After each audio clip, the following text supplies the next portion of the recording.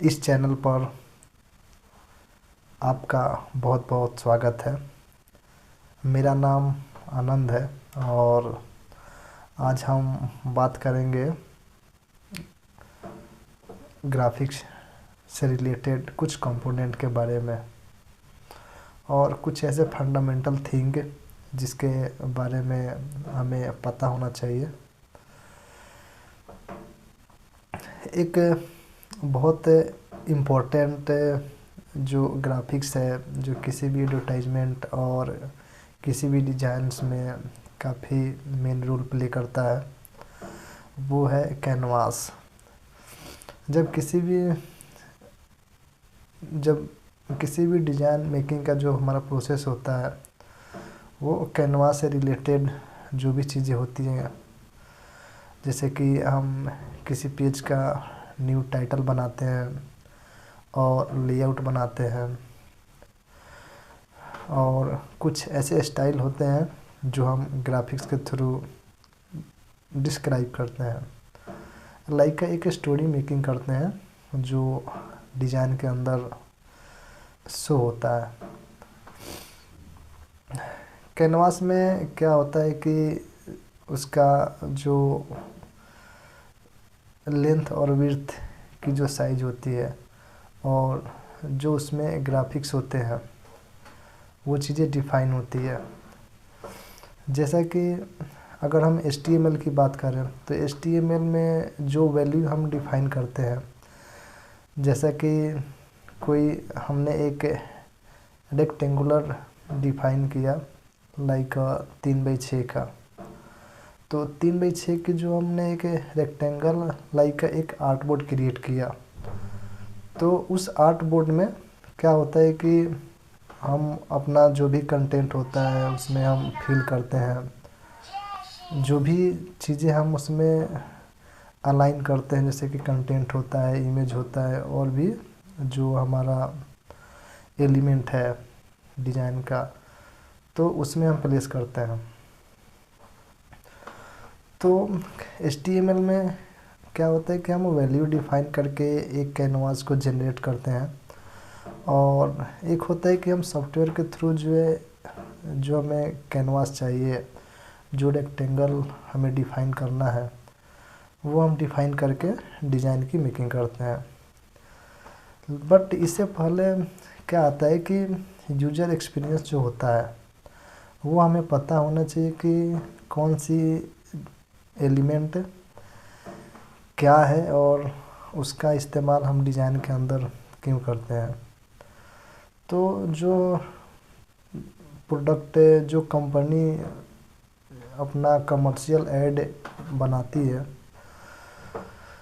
तो सबसे पहले हमें उसके बारे में जानना होता है कि कंपनी है तो क्या काम करती है, उसकी मैन्युफैक्चरिंग क्या है, और वो किससे रिलेटेड अपना बिजनेस चला रही है, और उसके ऑडियंस कौन कौन से हैं।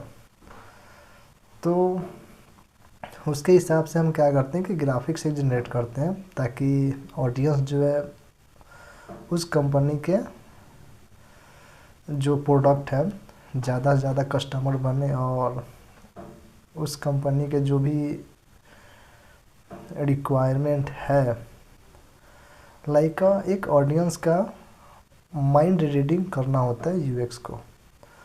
तो सबसे पहले हमें ये चीज़ें डिफ़ाइन करनी होगी कि हम किस स्टाइल पे काम कर रहे हैं, और जो हम टाइटल पेज या जो भी चीज़ें हम डिफ़ाइन करते हैं वो वैल्यूएबल है। अगर मान लो कि कोई हमने कंटेंट ही बनाया, कोई डिज़ाइन ही बनाया, और वो वैल्यूएबल नहीं रही फॉर द एडवर्टाइजमेंट, कोई मैसेज जनरेट नहीं करता है, कोई मैसेज क्रिएट नहीं करता है, तो क्या वो डिज़ाइन पास होगा? ऐसा तो यही है कि बिना थिंकिंग का कोई हमने डिज़ाइन बनाया, कुछ भी हमने अपने हिसाब से जनरेट कर दिया, ग्राफिक्स बना दिया। अगर वो ग्राफिक्स से कंपनी से रिलेट नहीं करती है, जो कंपनी जिस फील्ड में वर्क कर रही है, अगर कोई कंपनी है जो आइसक्रीम का काम करती है, उसका काम ही है आइसक्रीम बेचना, तो ग्राफिक्स भी हम उसी से रिलेटेड बनाएंगे।